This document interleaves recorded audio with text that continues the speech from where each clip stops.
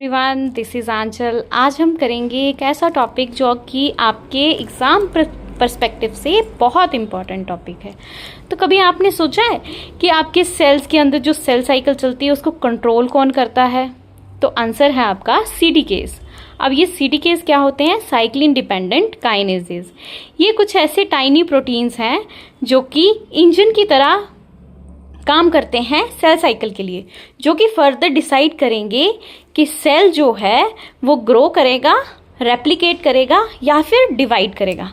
अब interesting part ये है कि सीडीकेस जो हैं वो अकेले काम नहीं करते हैं। अकेले अगर काम करेंगे तो ये इनएक्टिव फॉर्म में होंगे, तो इन्हें साइक्लिन्स की ज़रूरत पड़ती है स्विच ऑन होने के लिए, एक्टिव फॉर्म में आने के लिए। तो आज की वीडियो में हम समझेंगे कि सीडीकेस क्या होते हैं, उनका स्ट्रक्चर क्या होता है, वो एक्टिवेट कैसे होते हैं और ये इतने इम्पॉर्टेंट क्यों हैं सेल साइकिल रेगुलेशन के लिए। और अगर अच्छे से ये सेल साइकिल की रेगुलेशन नहीं कर पाएँ तो कैंसर कैसे प्रोग्रेस होता है। तो अब बेटा हम अगर सीडीकेस के बारे में पढ़ें तो सीडीकेस क्या है? आपके साइक्लिन डिपेंडेंट काइनेजेस, जो कि फैमिली सीरीन और थ्रेओनिन प्रोटीन काइनेजेस की है। ये एक बहुत सेंट्रल पार्ट जो है वो प्ले करते हैं रेगुलेशन ऑफ सेल साइकिल में। इनको हम साइक्लिन डिपेंडेंट इसलिए कहते हैं क्योंकि इनकी जो काइनेज की एक्टिविटी है वो डिपेंड करती है साइक्लिन की बाइंडिंग पे, कि जब साइक्लिन इनके ऊपर बाइंड करेगा तो इसको हम क्या कहेंगे कि ये क्या है? Cyclin dependent. अब सीडीकेस जो हैं वो फॉस्फोराइलेट करते हैं स्पेसिफिक टारगेट प्रोटीन्स को, जो कि फर्दर क्या करेंगे? ऐसे इवेंट्स को लेके आएंगे जो सेल साइकिल ट्रांजिशन के लिए बहुत इम्पॉर्टेंट होते हैं। अब अगर हम स्ट्रक्चर ऑफ सीडीके के देखें तो सीडीकेस जो हैं उनके पास कंजर्व्ड कैटालिटिक डोमेन होती है। एक उनके पास यूनिक टी लूप है जो कि इनहिबिट करता है एक्टिव साइट को जब साइक्लिन क्या है? एब्सेंट है आपका। अब ये जो टी लूप है इसका एक मोटिफ है थ्रेओनिन एक्स टायरोसिन मोटिफ। अब ये जो एक्स है यहाँ पे कोई भी आपका अमाइनो एसिड हो सकता है। अब नेक्स्ट पॉइंट देखें तो अगर फॉस्फोराइलेशन होगी हमारे थ्रेओनिन की जो कि टी लूप में है बाय CAK, तो ये क्या करेगा? ये एक्टिवेट करेगा CDK को। और अगर डीफॉस्फोराइलेशन हुई थ्रेओनिन की बाय CDC 25 फॉस्फेटेज तो वो फुली एक्टिव CDK हो जाएगा। अब आप लोग मुझे ये बताएंगे कि ये CAK है क्या? कमेंट सेक्शन में बताइएगा ज़रूर। अब हम अगर मेजर CDKs और उनके फंक्शंस के बारे में देखें तो CDK आपका देखें हम CDK4 और CDK6, इनका जो साइक्लिन पार्टनर है वो है D, साइक्लिन D। कौन से फेज़ में मिलेगा हमें? G1 फेज़ में मिलेगा, जो कि अर्ली फेज़ में मिलेगा। इसका मेजर फंक्शन क्या है कि ये फॉस्फोराइलेट करता है रेटिनोब्लास्टोमा प्रोटीन को, जो कि फर्दर क्या करेगा? रिलीज़ करेगा E2F को, जो कि फर्दर जाके G1 का प्रोग्रेशन कराएगा। अब नेक्स्ट जो CDK है आपका वो है CDK2। CDK2 के साथ में आपका साइक्लिन E काम करेगा। कौन से फेज़ में करेगा? G1 to S ट्रांजिशन जब हो रही है उसमें काम करेगा। मेजर फंक्शन है कि ये फॉस्फोराइलेट करेगा टारगेट्स को, जो कि फर्दर क्या करा रहे हैं? DNA की रेप्लिकेशन करा रहे हैं। नेक्स्ट CDK आपका है CDK2, जो कि साइक्लिन A के साथ करेगा काम। कौन से फेज़ में? आपके S फेज़ में। मेजर फंक्शन है कि यहाँ पे S फेज़ जो है वो प्रोग्रेस करेगा और DNA की रेप्लिकेशन होगी। नेक्स्ट CDK है आपका CDK1। अब ये जो CDK1 है ये साइक्लिन A के साथ काम करेगा आपके G2 फेज़ में, और ये क्या करेगा? फर्दर सेल को प्रिपेयर करेगा फॉर माइटोसिस। अब नेक्स्ट CDK आपका CDK1 ही है, जो कि किसके साथ काम कर रहा है? आपके साइक्लिन B के साथ काम कर रहा है, आपके M फेज़ में काम कर रहा है, जो कि फर्दर क्या करेगा? इस सेल को एंट्री कराएगा माइटोसिस में और फर्दर M फेज़ की प्रोग्रेशन करवाएगा। आपका नेक्स्ट टॉपिक है role of CDKs in cell cycle. अब यहाँ पे CDKs जो हैं वो एक्ट कर रहे हैं engine of the cell cycle की तरह। इनका मेन काम जो है ये काम है कि इन्होंने एक्टिवेशन जो है सेल साइकिल की वो ऑर्डरली मैनर में करवानी है, सीक्वेंशियल मैनर में करवानी है, जैसे कि G1 to S, S to G2, G2 to M। अगर CDKs की डिसरेगुलेशन हो जाती है तो सेल साइकिल या तो अरेस्ट हो जाएगी या फिर अनकंट्रोल्ड सेल डिवीजन करेगी, जो कि फर्दर कैंसर की फॉर्म में हो जाता है। अब नेक्स्ट इस डायग्राम में हम देख सकते हैं सेल साइकिल के कि G1 के टाइम पे हमारे पास कौन से CDK हैं। आपके पास CDK 4 और 6 है, साइक्लिन D है इसके साथ में।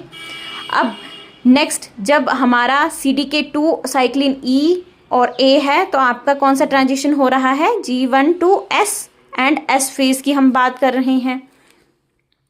G2 फेज में आपका CDK 1 और साइक्लिन A होगा। M फेज में आपका CDK 1 और साइक्लिन B होगा।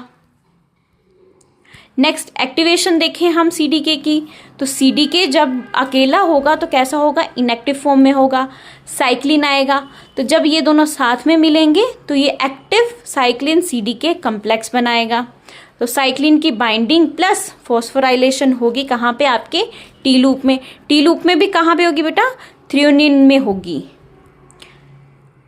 तो ये क्या करेगा, फर्दर एक्टिवेट करेगा आपके CDK को। एक्टिवेशन देखें तो साइक्लिन की बाइंडिंग होगी, फॉस्फोराइलेशन होगी थ्रियोनिन की इन टी लूप बाय CAK और डीफॉस्फोराइलेशन होगी CDC25 के थ्रू। और अगर हमने CDK को क्या करना है, इनएक्टिवेट करना है, तो इनएक्टिवेशन होगी डीफॉस्फोराइलेशन बाय V1 काइनेज और साइक्लिन की डिग्रेडेशन करा देंगे। तो क्या होगा, हमारा इनएक्टिवेशन हो जाएगी किसकी, CDK की। नेक्स्ट देखें आपकी रेगुलेशन ऑफ CDK एक्टिविटी। तो यहाँ पे फर्स्ट जो पॉइंट है आपका साइक्लिन बाइंडिंग होगी, जो कि क्या है, बहुत एसेंशियल है आपकी एक्टिविटी के लिए। सेकंड है आपका फॉस्फोराइलेशन। एक्टिवेटिंग जो फॉस्फोराइलेशन है वो है आपकी थ्रियोनिन पे बाय CAK और inhibitory phosphorylation at tyrosine by V1। Next point है आपका dephosphorylation at threonine by CDC25 phosphatase, जो कि फर्दर क्या करेगा, एक्टिवेट करेगा आपके CDK को।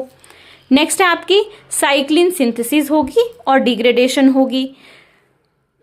लास्ट पॉइंट है आपका CDK के इनहिबिटर्स जब आएंगे तो ये क्या करेंगे, ये ब्लॉक कर देंगे आपके CDK की एक्टिविटी को।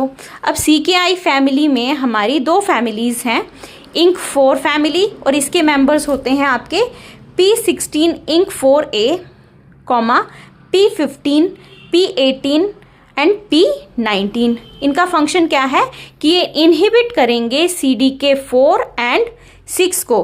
कहने का मतलब है कि अगर ये इनहिबिट कर रहे हैं CDK 4 और 6 को तो आपका G1 का फेज जो है वो बढ़ेगा ही नहीं।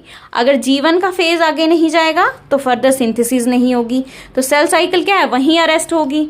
सिंथेसिस में जान ही नहीं दे रहा है कि हम कोई रिस्क ही नहीं ले सकते हैं कि हाँ जी अगर हमारे पास कोई डैमेज्ड DNA है तो उसको हम आगे भेजेंगे ही नहीं। नेक्स्ट है आपकी फैमिली किप और सिप। तो इसमें आपकी मेंबर्स आएंगे P21 सिप 1, P27 किप 1, P57 किप 2। और ये क्या करेंगे, ये इनहिबिट करेंगे CDK 2 को और CDK 1 को। अगर CDK 2 को कर रहा है तो मतलब कि आपके G1 to S ट्रांजिशन जो है वो होने नहीं देगा, और अगर आपके CDK 1 की इनहिबिशन कर रहा है तो G2 का जो आपका फेज है उसको ही इनहिबिट कर देगा, आगे बढ़ने ही नहीं देगा सेल को। नेक्स्ट आपके की पॉइंट्स देखें तो CDKs क्या हैं, सीरीन थ्रियोनिन काइनेजेस हैं। ये इनकी जो एक्टिविटी है वो डिपेंड करती है साइक्लिन्स के ऊपर। CDKs जो हैं वो फर्दर फॉस्फोराइलेट करते हैं टारगेट प्रोटीन्स को, ताकि फर्दर हमारी जो सेल साइकिल है वो आगे बढ़ सके। नेक्स्ट देखेंगे कि यहाँ पे CDKs जो हैं वो प्रॉपर रेगुलेशन को मेंटेन करके रखते हैं कि आपकी एक्यूरेट सेल की जो डिवीजन है वो होनी चाहिए। और अगर हमारे पास इरेगुलर CDK की एक्टिविटी होगी, एबरेंट CDK की एक्टिविटी होगी, तो कैंसर प्रोग्रेशन होगा। आई होप आप सबको CDKs के बारे में ये सारी इन्फॉर्मेशन समझ आ गई होगी। अपने दोस्तों के साथ इस वीडियो को ज़रूर शेयर करें। Thank you everyone. और ऐसी और वीडियोस के लिए लाइक, कमेंट, शेयर, और आप मुझे फॉलो भी कर सकते हैं इंस्टाग्राम पे, और सब्सक्राइब करें यूट्यूब पे।